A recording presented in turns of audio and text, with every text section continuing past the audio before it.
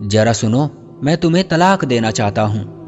मेज पर खाना लगाते हुए मेरी पत्नी का पूरा ध्यान प्लेटें सजाने में था और मेरी आंखें उसके चेहरे पर जमी थी।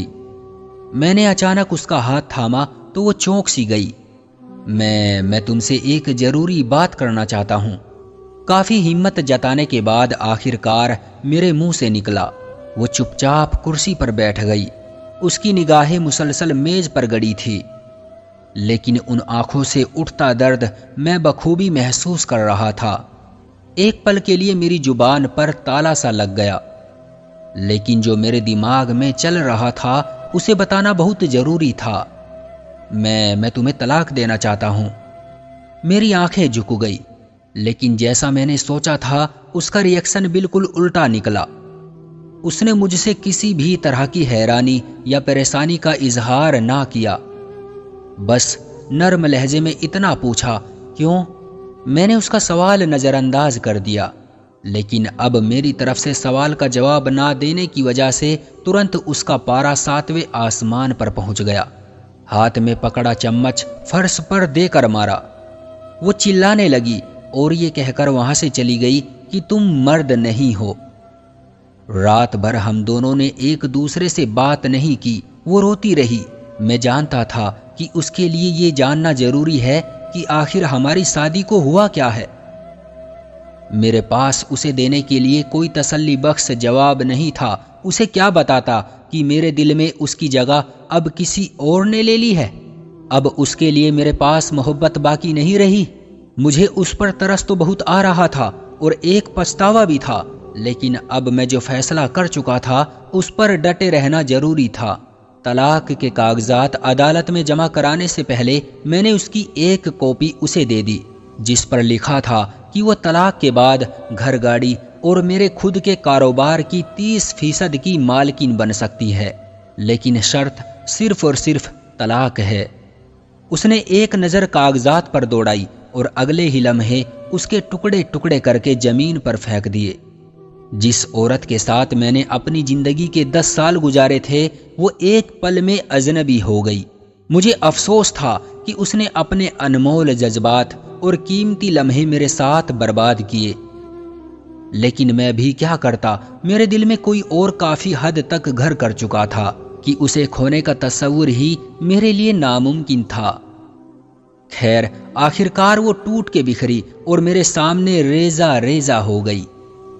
मैं उसकी आंखों में आंसुओं का सैलाब ढूंढ रहा था। शायद यही वो चीज थी जो तलाक के बाद मैं देखना चाहता था।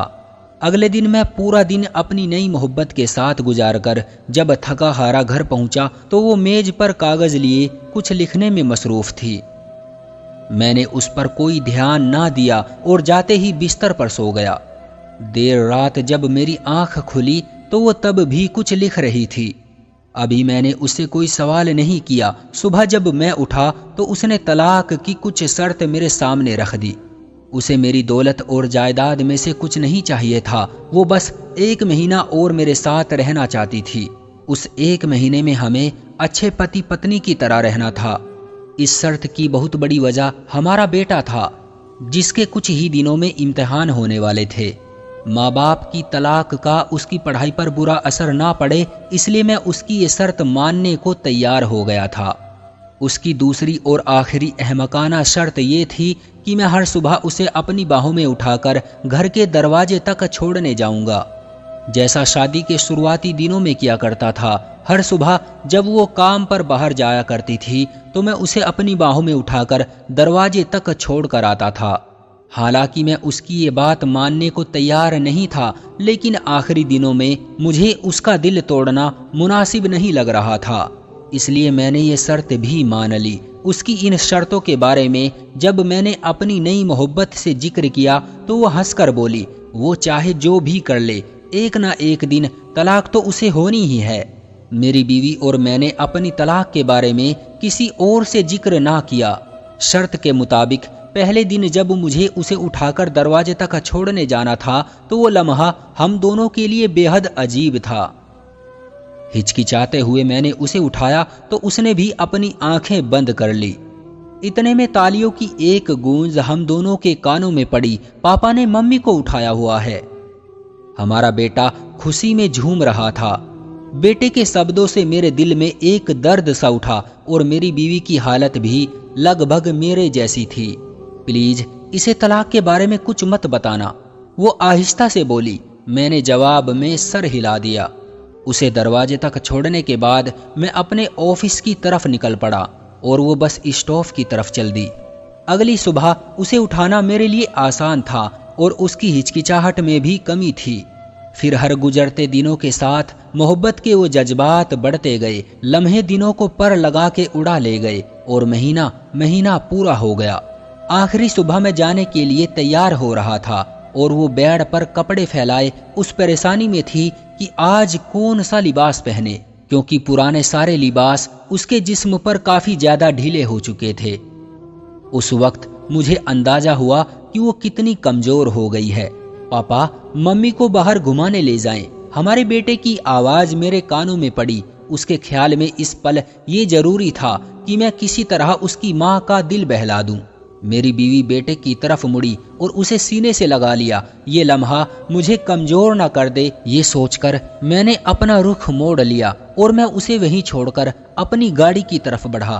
तेज रफ्तार में गाड़ी चलाते हुए अपनी माशूका की तरफ बढ़ा, लेकिन बार बार एक खौफ मेरे दिल में घर कर रहा था कि कहीं मैं कमजोर न पड़ जाऊं, अपना फैसला बदल न दूं। मैंने उस घर के दरवाजे पर ब्रेक लगाई जहां नई मंजिल मेरा इंतजार कर रही थी। दरवाजा खुला और वो मुस्कुराते हुए मेरे सामने आई। मैंने हिचकिचाते हुए उससे कहा, मुझे माफ कर दो, मैं अपनी बीवी को तलाक नहीं दे सकता। मेरे मुंह से निकले ये अल्फाज उसके लिए किसी धमाके से कम नहीं थे। वो मेरे पास आई और मेरे माथे पर हाथ रख कर बोली, शायद तुम्हारी तबीयत ठीक नहीं है या फिर तुम मजाक कर रहे हो।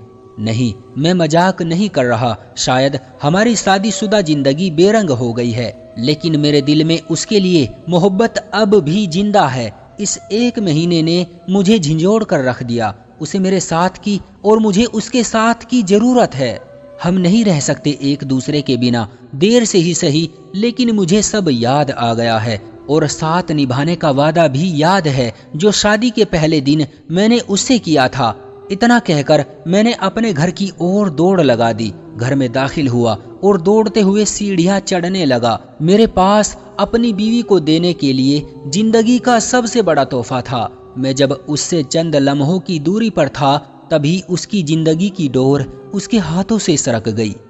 कई महीनों तक कैंसर की बीमारी से लड़ते लड़ते वो हार चुकी थी। न उसने कभी अपनी तकलीफ का मुझसे जिक्र किया और ना ही व्यस्त जिंदगी ने मुझे उससे पूछने का मौका दिया। जब उसे मेरी सबसे ज्यादा जरूरत थी तब मैं किसी और के दिल में अपने लिए मोहब्बत खोज रहा था। वो जानती थी उसके पास ज्यादा वक्त नहीं है। कहीं ऐसा ना हो कि उसकी मौत से पहले तलाक का असर हमारे बेटे के दिल में मेरे लिए नफरत का बीज बो दे। इसलिए बीते एक महीने में उसने बेटे के सामने इंतहाई मोहब्बत करने वाले पति का मेरा नया रूप बना दिया, जो हकीकी तो नहीं था पर दिखावे के लिए बाहरी जरूर बन गया। दोस्तों, ये कहानी उन लोगों के लिए है जो अपने बेरंग रिश्तों में रंग भरने की बजाय उनसे दूर भागने की कोशिश करते हैं। कई बार ये समझने में हम देर कर देते हैं कि नए रिश्ते कायम करना ज्यादा सही है या फिर पुराने रिश्तों में रंग भरे जाएं।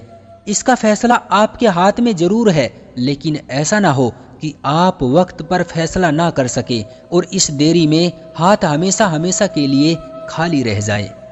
दोस्तों, ये कहानी आपको कैसी लगी हमें कमेंट करके जरूर बताएं। वीडियो को लाइक कर दीजिए और इसी तरह की कहानियां लगातार देखने के लिए चैनल को सब्सक्राइब करके घंटी को दबाकर ऑल पर सेट कर लीजिए ताकि आने वाली वीडियो का नोटिफिकेशन आपके पास तुरंत पहुंचे। मैं मिलता हूं आपसे अगली वीडियो में, तब तक के लिए धन्यवाद।